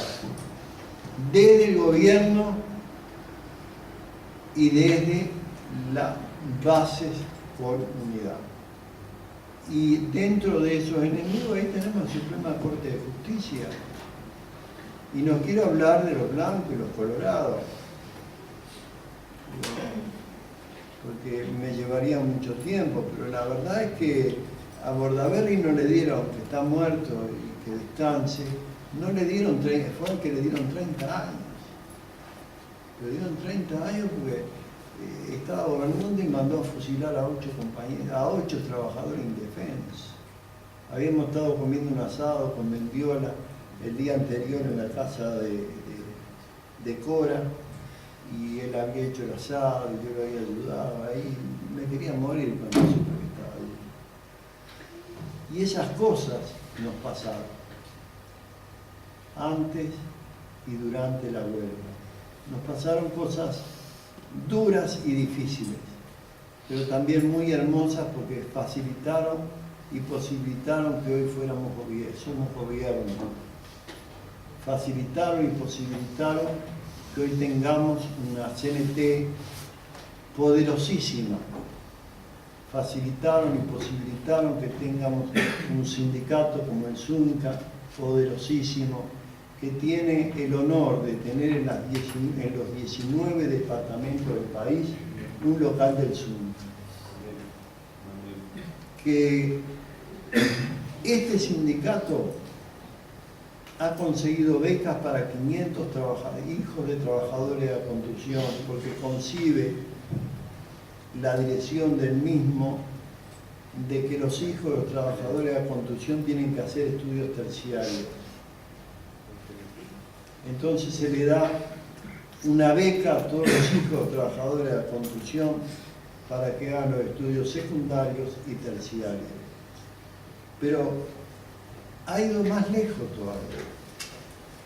Ha instalado una sala en el ZUNCA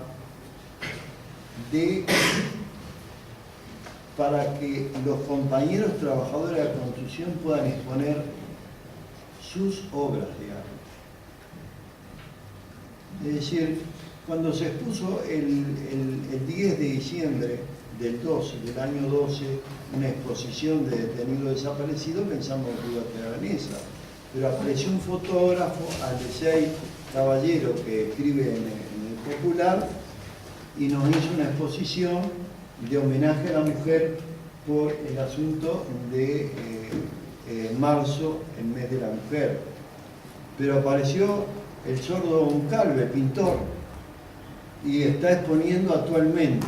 Es decir, de un espacio cultural que los trabajadores, las mujeres, los hijos, los trabajadores pueden exponer, pero además queremos que también los trabajadores puedan exponer y ver obras de arte. Vamos a poner a Figari también, no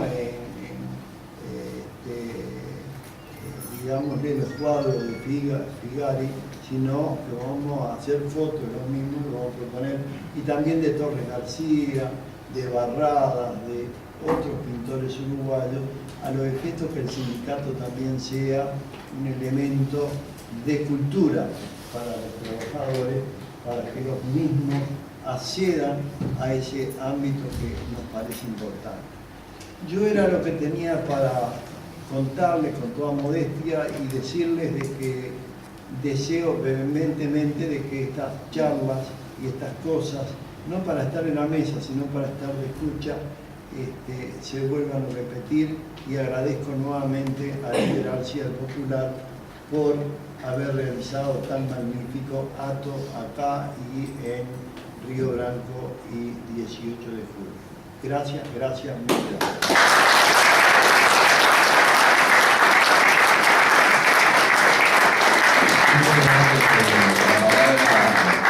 Hablar dos cosas. Uno, si alguno tiene mate para convidar a Antonia, que quiere mate y no tenemos acá, sería saludable, por favor, si hay algún termo. Nos acercan una adhesión que queremos leer especialmente, porque además queremos mucho a los compañeros que la acercan. Montevideo, 9 de julio de 2013. Con estas palabras de Selmar acompañamos el recuerdo de aquel 9 de julio a 40 años de la huelga general, día histórico de resistencia del pueblo uruguayo. Nuestra voz es la de todos aquellos que, habiendo sufrido, no pueden gritar su rebeldía, no pueden proclamar su lucha, pero no solo es una voz de acusación y de condena, es también y siempre una voz de esperanza y de fe. de esperanza y de fe en nuestra patria, en nuestro pueblo, en nuestra lucha, en el hombre nuevo que está surgiendo para la liberación. Por eso, como el poeta que antes dijera tan cálidamente, repetimos nosotros: honramos a los que se han ido para siempre, cantamos a los que estando en la tierra ya están renaciendo con el trigo. Fundación Selmar Miquel. Muchas gracias.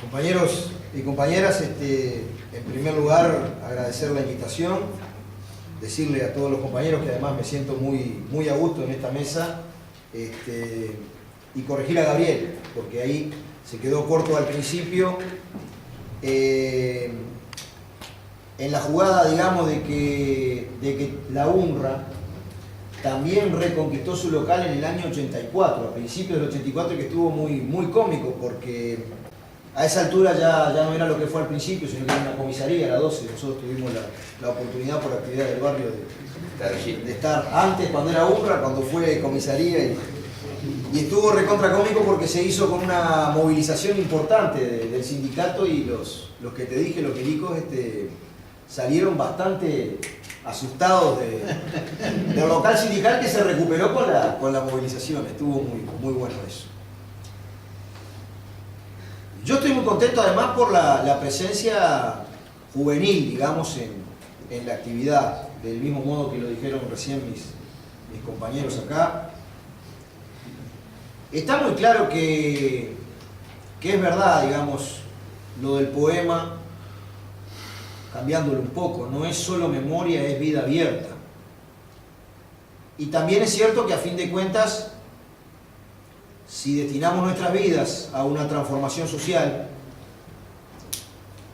nosotros nos referimos al cambio de clases en el poder, por mucho que haya que reformular la concepción del poder, es decir, no se trata de la ocupación de un lugar simbólico, un palacio de invierno en donde se concentra todo, sino de una cuestión mucho más compleja que tiene que ver con las ideas, con los valores, que tiene que ver con la hegemonía en un sentido gramsciano.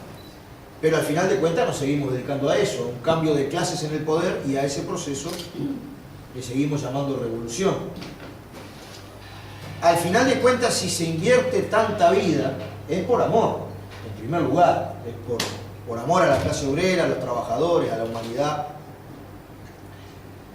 Pero yo quería poner, digamos, mi reflexión en un lugar distinto, digamos, de todo lo que está presente aquí, que tiene que ver con nuestros sentimientos, con lo que pasó, el carácter heroico de la huelga, el carácter heroico de la resistencia, todas las cuestiones que han planteado nuestros compañeros. Yo quiero, en un momento en donde se hace, digamos, evidente, una cosa tal vez vieja, para algunos enmohecida, pero que para nosotros es muy importante, digamos, lo establecido en el Manifiesto Comunista acerca del carácter del régimen social capitalista, cuando dice que es un régimen que se encarga en forma permanente de revolucionar las condiciones técnicas de la producción. Y vaya si estamos nosotros hoy en una transformación de las fuerzas productivas muy importante vía revolución tecnológica. Y vaya si esa tendencia del capital a convertirse en mercado mundial global, transnacionalizado, ha cambiado, digamos, la forma de existencia concreta del capital como relación social, y ha mantenido y aumentado exponencialmente su carácter explotador, digamos, al punto de millones y millones de seres humanos excluidos de toda vida. Pero me estoy refiriendo a esto. En el cuadro de esas transformaciones, nosotros estamos viviendo en una época en donde la podríamos, digamos, caracterizar como la primacía de lo efímero, de lo instantáneo, del flash. Todo es un vértigo, digamos, de múltiples imágenes, informaciones. Bueno, un poco Gabriel decía, hoy esa batalla ideológica de tener un medio de prensa nuestro, en su momento lo que fue la fundación del Popular, lo que sería tener una alternativa comunicacional con los actuales, digamos, formas de comunicación.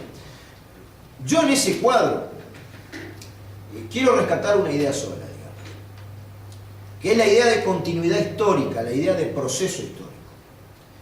En el entendido de que, entre otras cosas, una de las formas de dominación que hacen, digamos, perdurar el régimen social del capital es esa enajenación con respecto a la idea de proceso histórico y esa primacía, digamos, de lo instantáneo. Yo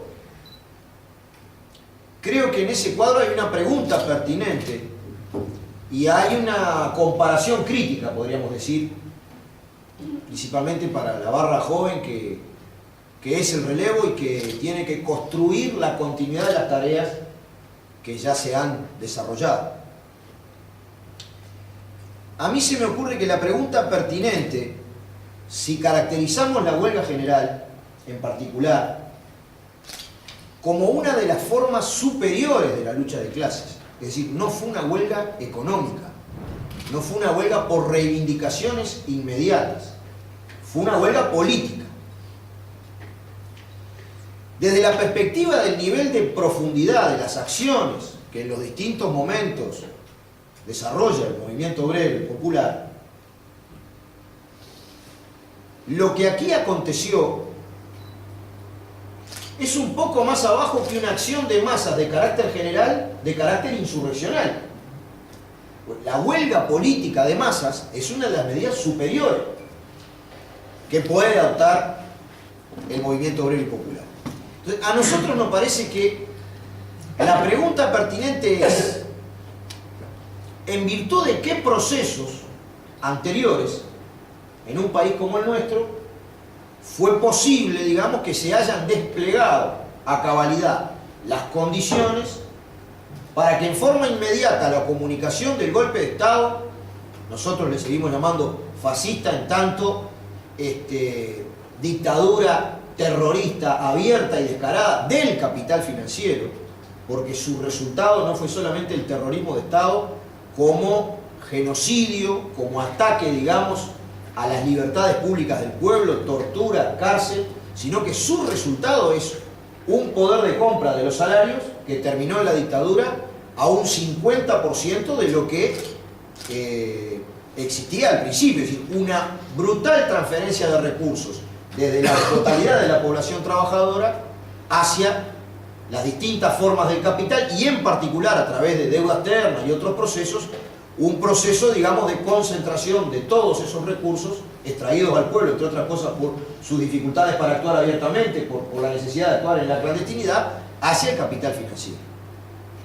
Y bueno, yo creo, compañeras y compañeros, que en el centro de haber generado las condiciones para que una acción de este tipo haya sido posible, se me ocurre que existe una teoría, un diseño, digamos, de cómo dotar de un nivel mayor de unidad, de conciencia y de organización a las grandes masas de nuestro pueblo, y una práctica consecuente con esa teoría.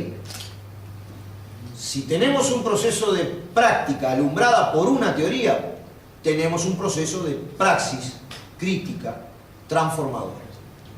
De alguna manera los compañeros lo establecieron con mucha claridad, porque no fue un proceso sencillo haber unido a toda la clase obrera, a todos los trabajadores, mejor dicho, porque la CNT significa Convención Nacional de Trabajadores, porque hubo un acuerdo en donde de alguna manera nuestros camaradas llegaron a consensos con otras vertientes, otras formas de visualizar movimiento obrero, y ante la sospecha, digamos, de una central que apareciera como un elemento de burocratización por encima de los trabajadores, por una manera de una enorme flexibilidad, no tuvieron ningún inconveniente en sacarle la palabra central y ponerle convención, porque eso no era un problema de principio.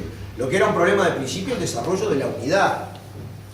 Unidad, además, que no solamente es un fenómeno raro, digamos, en el mundo, basta analizar lo que va a suceder a partir de mañana. Vamos a tener una reunión de la coordinadora de centrales sindicales del Cono Sur, por ejemplo, para tener un recorte de la realidad aquí en la región. Haciendo atracción de Uruguay. La central, el país que se presenta con menos centrales a esta reunión, tiene 3 centrales. Aún divididas, digamos, desde el punto de vista de las distintas orientaciones político, ideológicas o filosóficas en que se organiza el movimiento obrero. Pero aquí se dio una elaboración, y desde nuestra perspectiva tiene mucho que ver con el mismo 16 Congreso que Gabriel describía como fundacional del Popular. Y sí, es verdad, yo me acuerdo de Enrique, me acuerdo del Flaco, y Enrique era mucho más emotivo, mucho más de presentar sentimientos, etc. Pero acá corresponde, digamos, poner en sus justos términos ese intelectual orgánico, no solamente orgánico desde el punto de vista de su organicidad partidaria, que es Rodney Arismendi, sino orgánico como representante superior del pensamiento de una clase en lucha por una perspectiva. Yo creo que ese diseño de hacer una interpretación creadora, digamos, de la contradicción que existe en el país entre el posible desarrollo de las fuerzas productivas y el carácter dependiente que adquieren las relaciones de producción en nuestro país, haber analizado las circunstancias de los antagonismos concretos que dividen de un lado a la rosca dominante, la rosca frigorífica, la rosca bancaria, digamos, esa trenza, digamos, que hoy le llamamos bloque de poder, pero ha tenido una génesis histórica, ha cambiado, se ha transnacionalizado mucho más, pero que al final de cuentas son las clases dominantes de un lado, y del otro lado amplísimas y vastísimas fuerzas del pueblo, los trabajadores, las capas medias, el mundo universitario, sectores laboriosos, es decir, pequeños productores y medianos productores, industriales, comerciantes de la ciudad y el campo, para lo cual en su momento el partido fue muy criticado porque implica una ruta, digamos, de alianza peculiar con sectores inclusive de la burguesía media. Muchos de los que criticaron esta teoría luego acumularon electoralmente a través de tirar una línea para ese lado. Pero ese diseño que implica la organización de las fuerzas motrices de este país, motrices de transformaciones reales, no solamente se teorizó, efectivamente hubo una dirección modesta, trabajadora, pegada a los lugares, revolucionaria en el mejor sentido de la palabra, que generó las condiciones, digamos, en ese crisol de experiencia, de que apareciera la unidad de los trabajadores, de que los trabajadores no tuvieran un programa, digamos, cortoplacista, meramente reivindicativo, ni quedaran encerrados en un esquema, podríamos llamarle clase contra clase, sino que hicieran suyo el programa del Congreso del Pueblo que expresaba esas alianzas, y que en ese diseño simultáneamente coexistieron y se retroalimentaron los esfuerzos por desarrollar esta línea, digamos, en el movimiento de masas, los esfuerzos muy complejos y difíciles de cómo arrancó la jugada, con respuestas negativas, digamos, de que fue muy complejo, pero de haber consagrado la unidad política sin exclusiones cuando nació el Frente Amplio, y el desarrollo, que acá tenemos que mirarlo con mucha modestia, capacidad crítica y esfuerzo superador, de una configuración política, me refiero al Partido Comunista, a ese del tránsito hasta la huelga general, a posteriori también, pero en otras condiciones, que se convirtió, en el mejor sentido de la palabra, en un sentido gramsciano, en una fuerza hegemónica que no solamente representó por arriba a la clase, sino que organizó a decenas y decenas de miles de trabajadores en el plano superior de su organización, que es el plano político-ideológico. Sin esos procesos no hubiera sido posible la huelga general, porque eso no es moco de pavo. No es ni siquiera organizar la lucha y una huelga, nosotros la tuvimos en el sector metalúrgico, pero en el cuadro de los consejos de salario. Estamos refiriéndonos a una de las formas más elevadas de la lucha de clase, que es una huelga política de masas. Y bueno, coincido totalmente con lo que aquí se dijo. Acá la cuestión no es la teoría de los dos demonios. En primer lugar, una constatación sencilla. Para que haya una variable explicativa de un proceso, esa variable tiene que ser previa a que el fenómeno se da. En el momento que se desarrolló la huelga general y toda la resistencia de la dictadura, la dirección del MLN estaba ya toda presa, en primer lugar. Por tanto, si se hizo la dictadura fue para otra cosa, como bien dijeron aquí nuestros compañeros, para frenar ese proceso, digamos, de acumulación de fuerza en el cuadro de la contraofensiva del imperialismo en toda la América Latina, porque la decisión se empezó a tomar en el año 64, cuando hubo golpe de Estado en Brasil. Y otro elemento que es muy importante es la visión del carácter continental del proceso.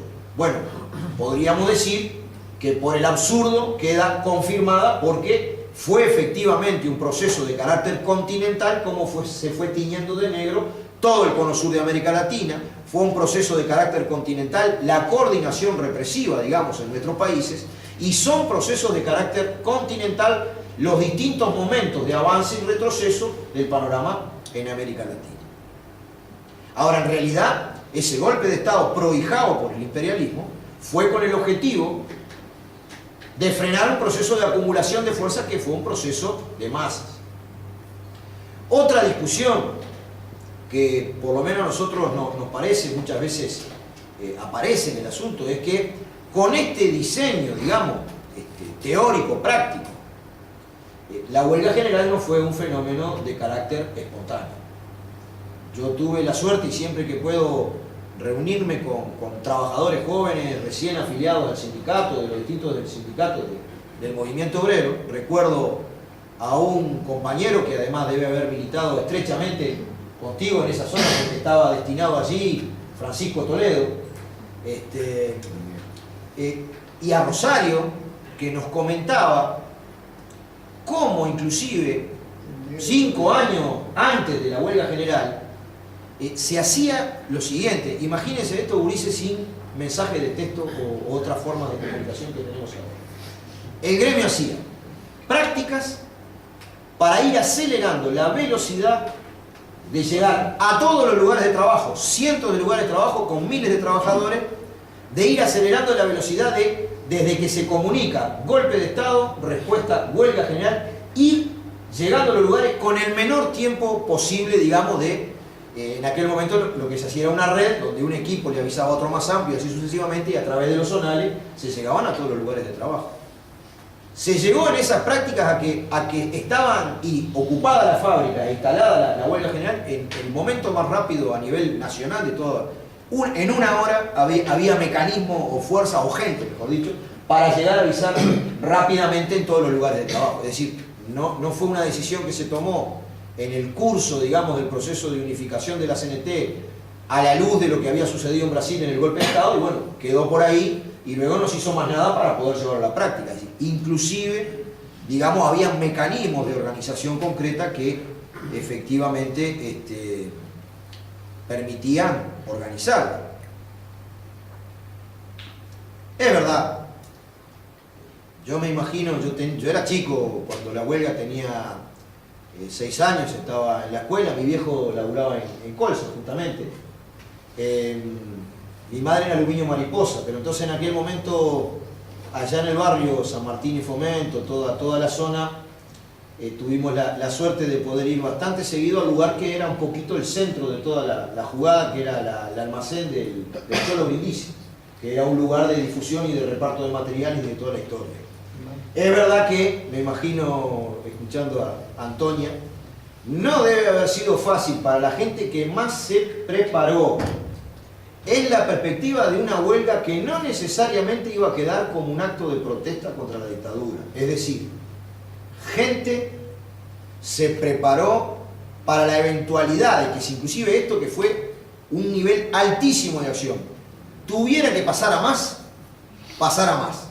No debe haber sido fácil, sentimental, afectiva y políticamente cuando las condiciones del propio desarrollo de la lucha nos llevaban a valorar de que bueno, había que seguir la lucha por otros medios, pasar a la clandestinidad, un repliegue ordenado y sintetizar que esa demostración de masas había de alguna manera golpeado, herido de muerte fuertemente a la dictadura, pero yo creo que sin ese proceso de acumulación previo, obviamente una acción de este tipo no hubiera sucedido, ni tampoco hubieran sucedido los acontecimientos posteriores de la resistencia, de la clandestinidad, en este país que además es un laboratorio, digamos, de la acumulación de fuerzas, de la ingeniería, digamos, de la táctica para avanzar.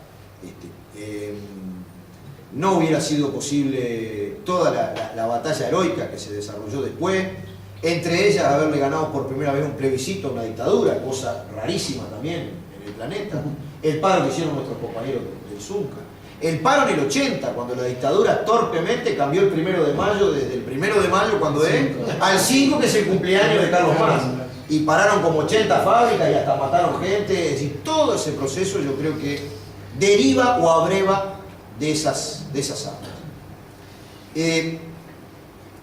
Y por esa idea del proceso histórico, yo quiero terminar con lo siguiente. Obviamente en un panorama totalmente distinto, hay que analizar en forma concreta la realidad concreta, en una sociedad que se ha transformado. No salimos indemnes de la dictadura. Es verdad que la derrotó el pueblo con esta lucha, pero dejó clavadas sus espinas, y no solamente en el aparato del Estado, sino desde el punto de vista de los valores y la cultura. Hay elementos de continuidad. La primera continuidad clara es que el enemigo está en la cancha y juega y pega. El País, Gabriel ha escrito editoriales al respecto de esto, que en su momento prohijó la dictadura, la saludó y salió a difundir y amplificar los comunicados del fascismo, le sigue pegando exactamente a los mismos actores que le pegaban en aquel momento. Critica a la Central, critica al Frente Amplio, critica a nuestro Partido Comunista, es decir, elementos de continuidad. Otro elemento de continuidad es el esfuerzo actual por trabajoso, casi que en lucha contra el sentido común de la mayoría y de las masas y de nuestras bases. Es el esfuerzo por vincular en forma permanente la lucha por las reivindicaciones inmediatas con la perspectiva de un programa que efectivamente se interpele y proponga y se vaya ajustando en función de ampliar conocimiento sobre la realidad, de la aplicación de un programa que resuelva simultáneamente las formas de generación de la riqueza, el cambio de la matriz productiva, la superación del carácter dependiente de nuestra economía, el enriquecimiento de las formas de tránsito hacia una sociedad distinta, cuáles son concretamente las formas de tránsito, y ese esfuerzo por levantar un programa que abarque los intereses de las grandes mayorías nacionales, en el cambio de la matriz productiva, en la expansión de los derechos del pueblo y en la concepción de que ese proceso se hará profundizando cada vez más la democracia, creo que esa tradición, sin traslados mecánicos, se reporta, digamos, a toda la experiencia previa a la huelga general. Inclusive en los momentos en que esta tradición puede ser superada o cuando se le pueda agregar un salto cualitativo más. Es decir, hoy por hoy el movimiento obrero no solamente en algunos de sus objetivos, no solamente lucha por las reivindicaciones inmediatas y levanta un programa, sino que directamente está participando en la gestión de determinadas políticas públicas, directamente desde la organización social. Esto es muy claro en vivienda. El proyecto de vivienda de la Central abarca 15.000 familias y está siendo ejecutado por la Central en cooperación contradictoria con el Estado, que tiene menos estructura que la Central a estos efectos, y en cooperación contradictoria con las autoridades. Esto es lo mismo que en el plano de buscar rutas de salida para los menores infractores en el INAU, y que esas rutas de salida pasan por educación, cultura, trabajo, integración, cariño, el abrazo de la barra en el vestuario a los gurises para que no delincan, sino que encuentren rutas de salida. Eso es una propuesta del movimiento sindical, que a las autoridades les, digamos, también cooperaron y les gustó y que están dando el aval para desarrollarlo. Y en el tercer lugar, si le pegamos en el clavo, con una política que demuestra que no se controlan los precios sobre la base de la rebaja salarial, sino que hay que meterse en la economía política de las cadenas productivas y ofrecer caminos para que no haya tanta especulación. Al parecer esto también es heredero de aquella tradición, pero agrega un elemento más, la participación en la gestión de determinados procesos. Elementos diferentes, y termino con esto. Y bueno, esta lógica del efímero, del instantáneo, de que es todo flash y chao. Bueno, la dictadura significó una cosa que fue, digamos, peligrosísima para un movimiento obrero con visión de proceso histórico, visión de conjunto. Rompió, en muchos sentidos, con la transmisión de la experiencia acumulada por parte del movimiento obrero hacia las nuevas generaciones.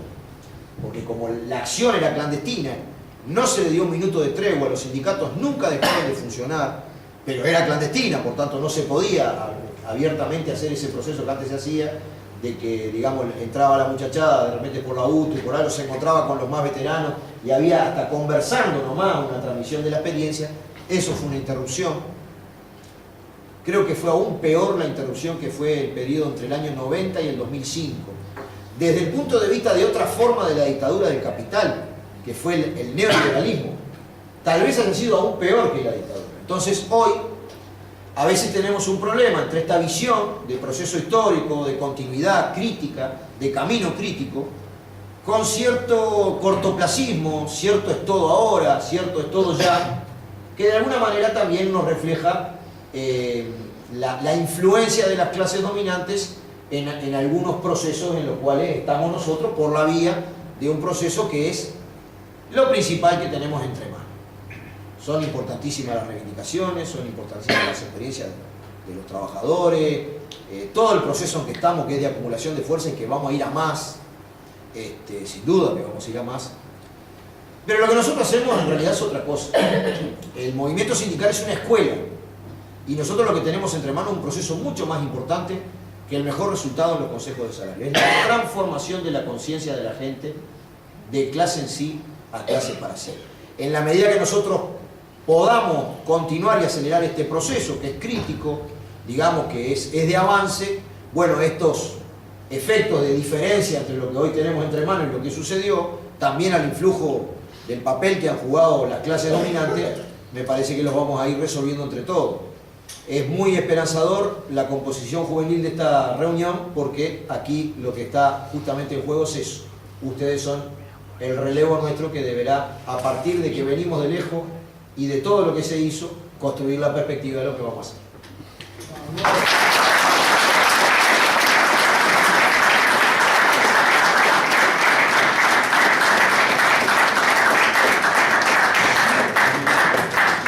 Les agradecemos a todos los panelistas, la verdad que estuvo re bueno.